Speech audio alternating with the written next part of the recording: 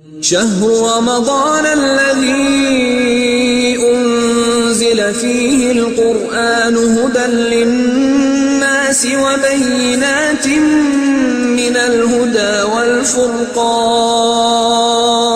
شهر رمضان الذي أنزل فيه القرآن هدى للناس وبينات. اچھا ایک بات اس میں اور بیان کر دی جائے کہ اکثر ایسا ہوتا ہے کہ ہم سحری میں کھاتے پیتے رہتے ہیں.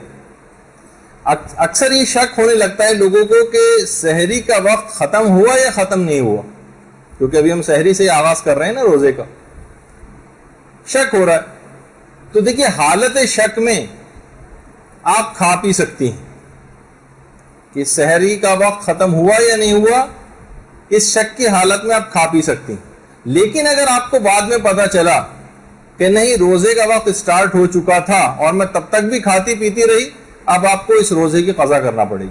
البتہ گناہ کوئی نہیں ملے گا، گناہ کوئی نہیں، لیکن اس روزے کی قضا کرنا پڑے گی. تو اگر آپ احتیاط کرنا چاہیں، جب بھی وہ ہمارے یہاں احتیاطی جو مسئلہ بیان کیا جاتا ہے اسی اعتبار سے، تاکہ آپ کو ایک یقین اور اطمینان حاصل ہو جائے.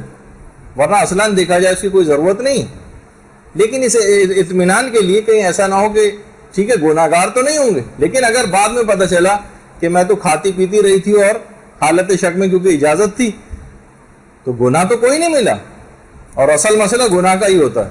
البتہ بعد رمضان اس ایک روزے کی آپ کو قضا کرنا پڑے گی. البتہ اگر یہ شک افطار میں ہونے لگے کہ پتہ نہیں کس وقت غروب شرعی ہو گئی یا نہیں ہوئی، تو ایسے موقع پر آپ کو واجب ہے کہ انتظار کریں یہاں تک کہ یقین حاصل ہو جائے کہ غروب شرعی کا وقت آ گیا. تو غروب کے وقت تو اتنا زیادہ مسئلہ نہیں ہوتا، لوگ احتیاط کر لیتے ہیں. صبح کے وقت میں یہ دیکھا ہے کہ اکثر افراد، بعض اوقات یہ بھی ہوتا ہے کہ گھڑی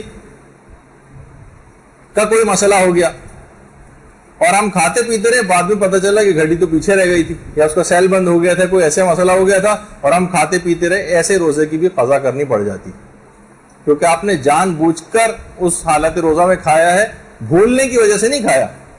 تو اس وجہ سے آپ کو اس ایک روزے کی قضا کرنا پڑتی ہے، اگرچہ کوئی گناہ نہیں ملتا. تو ایک تو یہ مسئلہ ہوا.